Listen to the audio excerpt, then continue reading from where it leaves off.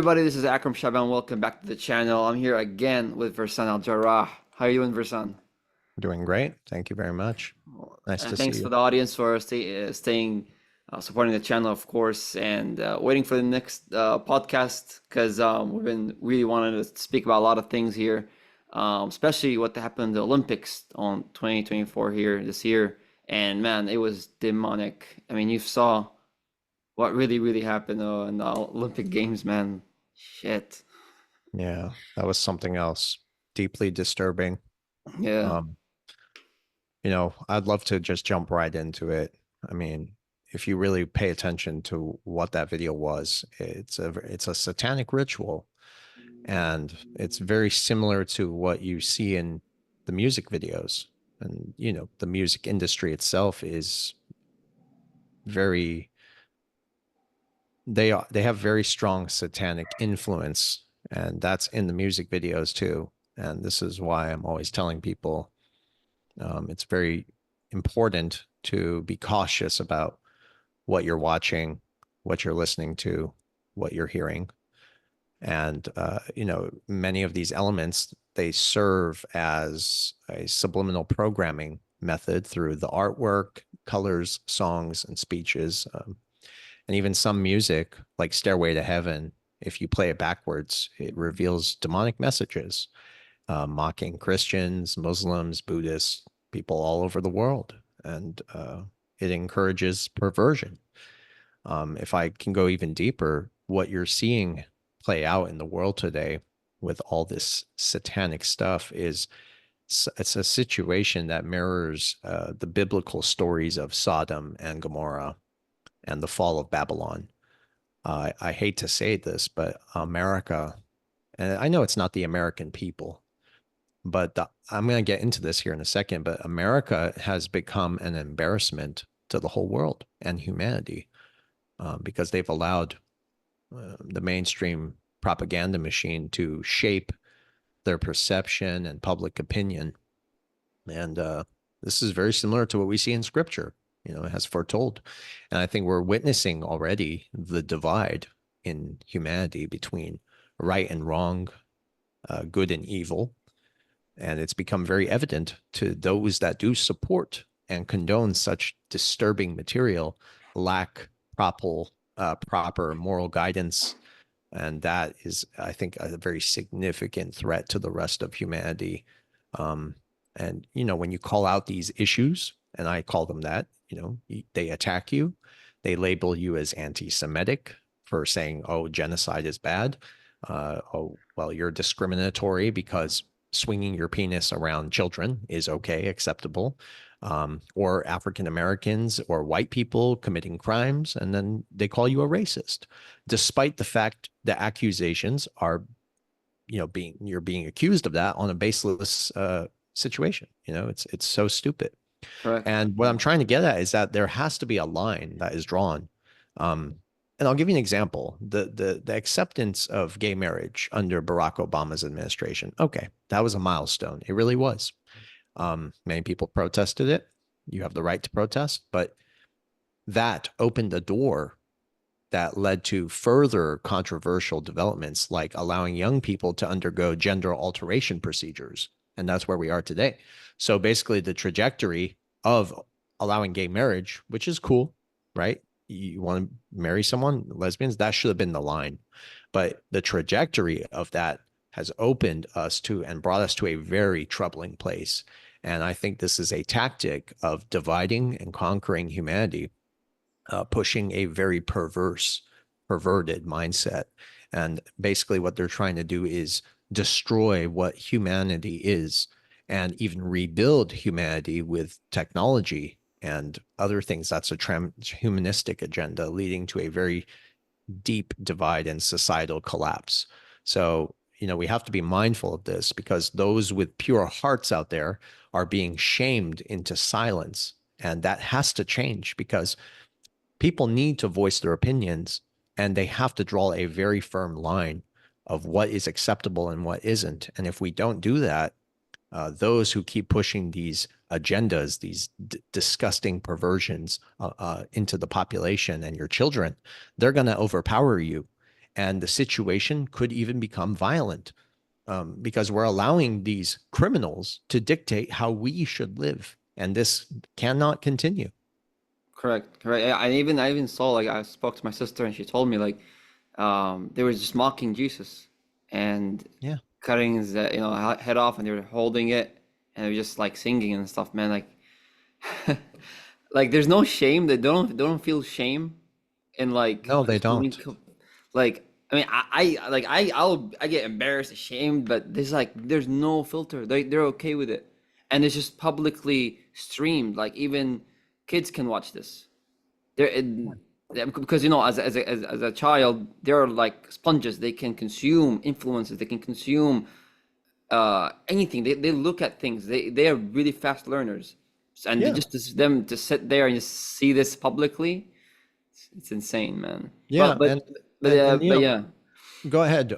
Go ahead. uh, I'll get my point across. It's just I think parents are to blame for a lot of the things we see happening in the world today. Parents need to teach their right. kids how to think critically and think about what's right and what's wrong and what's acceptable and what isn't, because this is information is being propagated into the children's minds, and that's why government intervention is needs to stop. They're trying to intervene in how children need to be educated now. I mean, look at the laws in California. Disgraceful. And again, people need to rise up to the challenge and draw that firm line. And the problem is that, well, we'll get into this here in a bit, but I understand people are busy and the Mm. economy falls into the center of the conversation. I understand we're not going to talk about it in this episode, but because of the economic conditions that have been inflicted amongst the population into the people's lives, making it very hard for them to take action and do things, right? Retweeting is not enough. Sharing information on Instagram is not enough. People need to actually get up off their asses. They need to take action, because if you don't, that line is never going to be drawn. So we need action. But Correct. sorry for cutting you off. No, it's okay. But no, of course, now, because I wanted to add this, because they have power and influence over the youth, yeah, the youth, and ever since they have the power and they can influence the youth, that means you have the control of the future. You can control the future, right? And Mm-hmm. this is also That's right. ties in with the feel of society that we see today.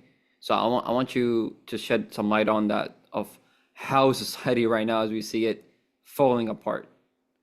Yeah. So as I said, we're, I think, in the early stages of societal collapse. This is also, I love history, man, because it's very similar to how Rome fell.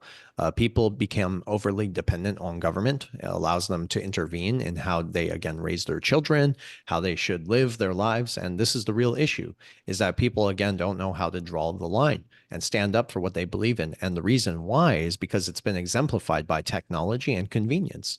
And that has led the population into submissiveness. Everyone has submitted, and they're more inclined to even be lazy and just retweeting information instead of critically thinking for themselves and speaking out about what's right and what's wrong. And I think the same individuals who claim to champion free speech, like Elon Musk, they're not really taking any meaningful action. You know, people are the ones who need to take a stand, and you're not going to see any real change unless people stand up and change what's being done to them. And I think just people have become very complacent. And again, like I said, there are so many factors that play here, including the high inflation, challenging economic conditions. We don't have to dive into that too much in this video, I understand, but there's just too much influence and hardships out there that people are having to face, which I think contribute to the reluctance to take a stand and to do what's necessary to halt the spread of evil, because that's what it is. It is evil, no matter how you try to fucking sugarcoat it. It's Right. evil. Mhm. It's we're in a spiritual war. Yeah, Like I no always doubt. say. No Yeah. doubt. We are in a spiritual war for sure. I'm convinced at this point. Right. Now, I of always, I course, always knew, I always knew, but it's just yeah. now it's out in the open. No. And whether this is part of the awakening process, and that's something we can talk about. It's just that while this awakening is going on, there's also deceptions being perpetuated within the awakening. So, like, are you waking up to a false liberty, a false messiah, a false awakening? Possibly. I think so. And I we'll think talk so. about Yeah. that here in a second. Also, there's a saying that you said. I remember it was like 3 years, 4 years ago. They're slowly revealing what's behind the curtain, the beast behind the curtain, and it's really like in your face now. you Yeah. know? But this is So, where it gets interesting. And you're right about that. I've been saying that for a long time. But the thing is, so as the cabal or the deep state or the elite, whatever the hell you want to call them at this point, governments, as they are revealing the Epstein files, even though they're hiding it, they're revealing a little bit. mm, They're revealing certain things about the deep state, how they're trying to bring in a new world order, a new system. This is not an accident that they're revealing the stuff. They're revealing just enough of the world's speculations and mysteries, things that we've thought about, like UFOs, etc., whatever, right? correct. They're bringing out just enough information so you do become aware, just so they can tweak it and twist it to their reality. So your perception management on what's being revealed is a certain perspective. And that's why I keep saying it's a false liberty, false awakening, because there's bullshit being pushed through intelligence agencies while the truth is coming out by them. Right. They're allowing it to happen. If they can convince the whole world that the deep state has been exposed so they can throw out their own people and bring in a new kind of government, that is a false liberty. They are selling their own people out to bring in something new and convince the population that the deep state is being taken down. It goes much deeper. Much And the deeper. United Nations is behind a lot of this. And that's a whole different rabbit hole, different subject too. So, yeah. Right. Yeah, because I also know that elites always divide their own people, and that's how they show weaknesses. And that's why we can't unite as one and stop all this demonic and satanic stuff that is being shown publicly to the world, you know? So, what are the mechanisms do you think that elites are like using to divide their own people? The So, great media, question. yeah, Yeah. So a lot of the divide and conquer strategy, first of all, is perpetuated by the United Nations, and then it's accelerated by intelligence agencies worldwide, such as the CIA, Mossad, through very deep mind programming. And I think this has been going on for the last 75 years, if not longer. I think it's much longer than that. And I think this is why history, understanding history, is so crucial, because you have to understand what they have been doing, what has transpired, so we can understand where they're trying to take us. And that's why I think it's so important to look at history. But despite what people are believing, they're going to call this again the Great Awakening, because many of the lies and falsehoods are being revealed. But then again, new lies and falsehoods are being perpetuated within it. So they are waking up to a false liberty, a false Messiah. Absolutely. Very few people in this world really critically think outside the box and even recognize the discrepancies between what is being said and what has already been done. And that, I think, makes the control mechanism far more effective on the general population. And the end goal of this strategy is really to continue dividing and conquering. They achieve this by emphasizing our differences, status, race, wealth, instead of focusing on the things that really unite us, like being spiritual beings, being children of God, love, for instance, empathy. These are the traits that make us stronger, not weaker. They make it look like it's square, right? right. Love is their greatest enemy because they can't control it. You and I talked about this yesterday. And therefore, we need to teach people how to love more, be more empathetic, resist the manipulation of this divide and conquer strategy. And regardless whether you're Arab, American, Indian, it doesn't matter. The goal for them is to create new conflicts. And if you see what's happening right now as this unity is coming together within the American system, the Zionists that are driven to divide Christians and Muslims, they are trying to create a new war between Christians and Muslims while they further their control on the banking system. And that's what we do see in the banking system. This is a consolidation phase of the global financial system. And they are trying to push a new Web 3.0 where one world government could operate through blockchain and tokenization. This is something I teach and talk about. And there's just a wealth of information that is detailed on how this transition is actually playing out. This is something I teach. I try my best to articulate this on the YouTube channel. It's just you have to bring people there very slowly. But for sure, if you guys check out my course, this is something I do teach for those that are curious.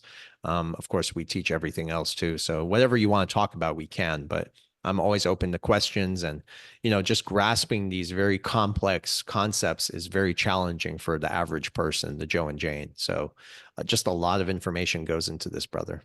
Correct, correct. I'll also mention, I'll keep of course the link to the Black Swan Capitalist website on the description Thanks. for you guys to see. Check it out because it's really valuable what you can learn from Versan and Vendel. So, Sure. but yeah, now people think that the Democratic Party and their votings are going to save them from this um, control and all these implementation of like banking, the economy, what's going on in the economy, inflation. So they think the Democratic Party are going to save them when literally the Zionists are hiding behind the Democratic Party. So what is your Yeah. take on that? Well, first of all, bipartisanship is a word that means in politics where left and right can come together and agree on something. The fact that left and right can come together and agree on something, especially in the political situation we're in today, just confirms that both sides are corrupt. Both sides are easily bought off. When I look at today's political class, it's like watching an episode of House of Cards. Again, both corrupt, easily bought off, and they don't answer to the American people. We have no real genuine representation. The idea that you can go out and vote is an illusion to convince people that you have a choice when you really don't. Because the truth is, the politicians, the presidents, the Congress, the Senate, whatever, right? These people answer to the central banks. They answer to the big financial institutions who pretty much run the world, the monetary system. And that's why the monetary system is the centerpiece conversation for everything that's happening in the world today. And we are at the cusp of a new monetary system where technology and artificial intelligence is going to pretty much tighten their grip on society, and which ties us into taxes and stuff, et cetera, et cetera. And it's all about taxation. Basically, the debt is out of control, so they need ways to take your money from you. And that's why they want to eliminate cash. That's why they want to create this new political class. And they'll sell it to you like, oh, hey, with a blockchain, you can vote. Bullshit. This has Right. been strategically planned out for a very long time. And the divide and conquer strategy is so successful that they will most likely achieve their goal. And it'll be too late when people wake up. And then the real rebellion will start. So the real rebellion starts after the new system comes into being and fruition, I believe. Democrat, Republican, it's all bullshit. You got corrupt people on both sides. Um, what's happening with Trump, that's a whole different subject also. There's a different rabbit hole as well. But yeah, they're both corrupt. They don't care about you. They never did. They never will. They're only in there for their own power. In fact, when I had my phone business, this was years ago, I actually did a phone service for the mayor of Houston, his assistant. And she was telling me how corrupt all politicians are and that you have to be corrupt to want to even get into politics. Many people will try to go into politics like, oh, I'm going to go fix things. And when they get inside, they really learn how the game is. They try to teach you how to talk to the people, how to promise one thing and do another, because they don't have control. They answer to the central banks. And people are so clinging to a system that has been dead for a very long time. And the idea, the belief that, your vote counts. And the one percenters, I think the United Nations and a lot of the others who are behind them, they want to, as long as people, they're counting that people remain blissfully ignorant so they can achieve their goals. And so far, I'm sorry, this has been the case. So this conversation never really ends because, again, it goes back to history. So yeah, people need to be mindful of this. It's very, very interesting times we live in, but the only way we're going to see change is through rebellion. And how can we have a rebellion, a resistance against a totalitarian state when people are so divided? Yeah, we're not even Yeah, united to do yeah, anything. you can't. How do you fight for peace when there's no peace within the people who believe that they are being peaceful? Because what happens is, and this is what I was talking about with the war, they're trying to wage war between Christians and Muslims just so the Zionists can be left standing when it's all over. Um, and your hatred is just redirected from one place to another. It's like 9/11 all over again, and they're going to play this out. This is going to fall into 2027 when World War III begins. I think sooner than that, it's possible. And the real depression, Great Depression, happens in 2028. Man, We're ready for war or what? I've never been ready for war. And the truth is, the war is already ongoing. The war Yeah, is inside. This is where the war is taking place. Again, spirit. love is the answer to all these fucking problems. But, people are so misguided and they live in a falsehood, and that is materialism. Mm. Can I have a nicer car? Can I get that girl? Supermodel, trophy wife. Buying expensive designer clothes. This idea of want and need has been weaponized to fit their agenda. And the truth is, we need to be caring, and we should always be minimalistic. Um, and that's something that comes from within. I remember when I was younger, I was a very different person. But as I got older, and I was raised properly, but as I got older, the need for things, expensive things, it just went away. Because I started thinking with my heart and reaching out with my feelings. And I'm not trying to be cliche here. It's just Mm. that's the fucking truth. And nobody wants to accept it. Heart consciousness, we talked about this last time, but that's something that's going to be revealed very soon to the world. I want to add something about because I've been saying all this all the time. So the human consists of two things: the puppet and the soul. Puppet is the body; it's temporary. The Avatar. soul, yeah, the soul is internal. Like it's like it's not like as the body is.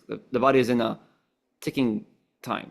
So Mhm. now people are focused on the puppet, the temporary, the Yeah. designer clothes, the food, whatever, the materialistic, the car, the house they're living in, the girl this is all pleasing the puppet, the Hmm. temporary thing.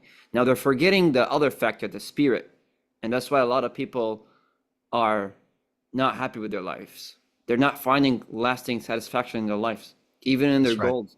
No, they're not. They're no praying. No, religion is weaker than we ever seen. Right? Mhm. Satanism is all everywhere, like we just touched based on. Right? They're forgetting the spirit. That's why when they look at themselves in the mirror, they look at themselves like they're collapsed. I have all this materialistic things, but is it really fixing their spirit, their Yeah. inside, their heart, their love? No, they're broken. They're broken people when they look at themselves in the mirror. Yeah. So It's very sad. And you said it very nicely too. Um, People are more focused on the external. That's right. And they're kind of letting their soul or their heart fade away very gradually.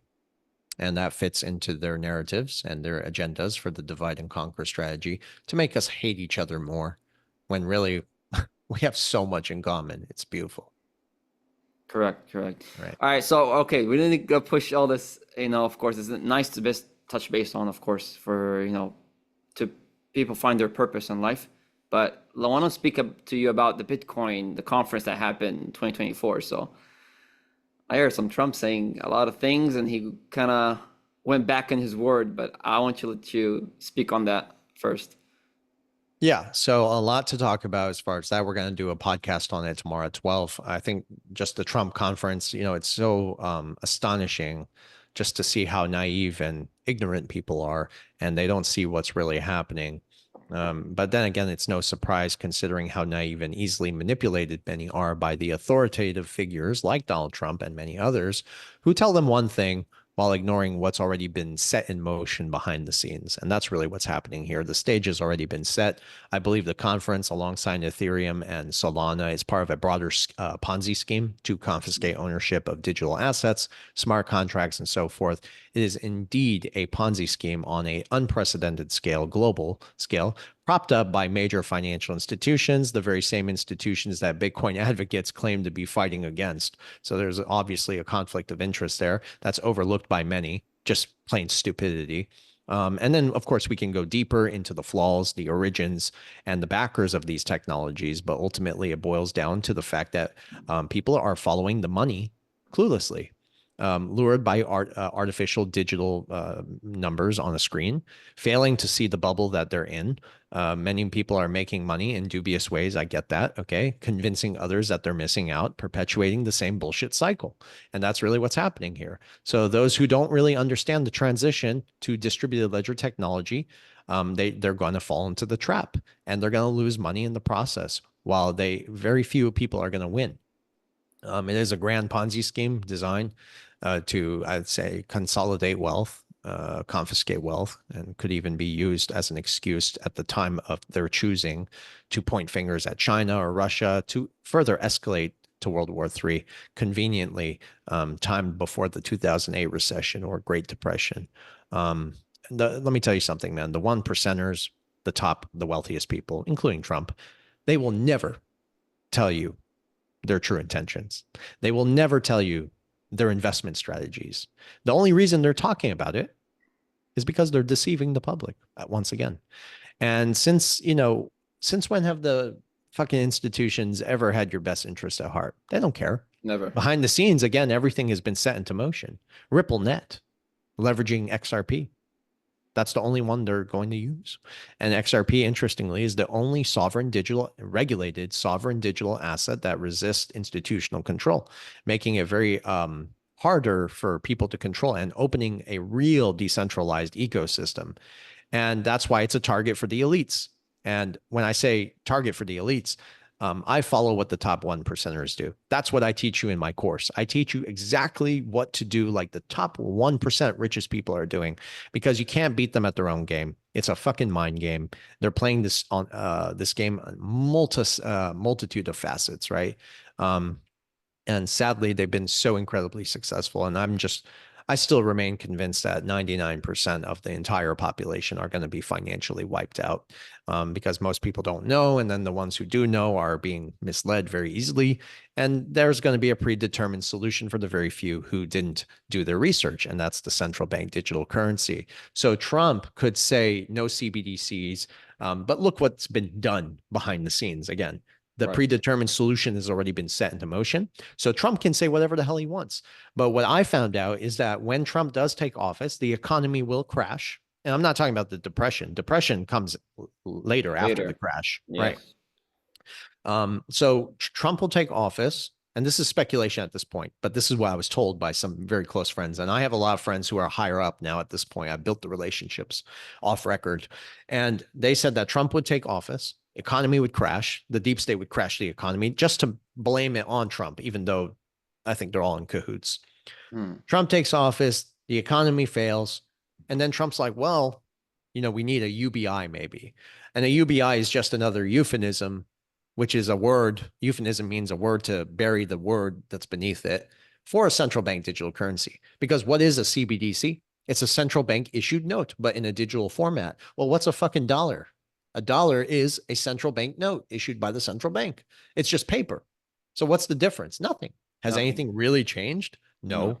It just went digital. So now they can tax you and you can't hide the money. Simple. That's the transition. However, what technology are all the financial institutions going to use? It's not Bitcoin. It's Ripple. So, like, what the hell are people talking about? They're stupid. They're not paying attention, and they just want to believe that they can have this decentralized ecosystem, and it's bullshit. Yeah. There's anything connected to the internet is not decentralized, and Bitcoin is owned by the government. Origins go back to the National Security Agency. So we can go on and on about this, man, but people are clueless, and I stick with what I say. And guess what? For 4 or 5 years now, I've been proven right about every damn thing I've said. And the reason I've been proven right, and I'm not fucking bragging here, I'm right because I read the documents. I have the documents. I have them in PDF, which when people take my course, I send it to them afterwards, all the documents, so they can read it for themselves. Most people get goosebumps. I got goosebumps the first time I read it, and I see in clear only XRP and XLM are going to be used for the monetary framework for the new system. So everything else is going to be on that foundation, if it's going to even be around. But then again, it's a deception to begin with. Digital money was designed to give people the acceptance of accepting digital money. And that's really what Bitcoin's origins were designed for, which came shortly after the 2008 financial crisis by the National Security Agency. Coincidence? I don't think so. So people haven't thought about it thoroughly. You understand? Yeah. Of course. It's because we have like 2 minutes here. I just want to wrap things up, but you want to just touch base on anything before we wrap it up? I just want people to do their research. It's not hard to connect the dots. You just have to be asking the right questions. And if you ask the right questions, it will lead you to the right research. And you have to do honest research. So you have to sit down and have your tea and read something. You know, Also, people don't read, yeah. man. They don't read. They just go on Google or Mm. cryptopanic.com and they look for the big headline so they can share it and perpetuate it without understanding anything behind it. Correct. That's Yeah. what Twitter Also, does and YouTube. also feed your spirit. You need prayer and Of course, prayer that and too. love. Yes. Because whenever you have a really strong mindset, because right now the brain is like the biggest asset, the biggest friend that is the only one who can befriend you. If you're against it, then the mind will work against you, and that's why you don't feel love. You don't feel like lasting satisfaction in yourself. You always feel like there's something wrong with me all the time, right? And that's the spirit. You're losing the spirit, faith. So It's a very good point. yeah, but yeah, thank you guys for watching. Really, like this is an amazing podcast. Just family members speak. It's pretty like getting out our real true characters here. But Yeah. thank you guys for watching. Thank you so much, and make sure you subscribe, like, and if you guys want to check out the website, Black Swan Capitalist, go ahead. Available information if you want the PDF. So take care, guys, and be safe.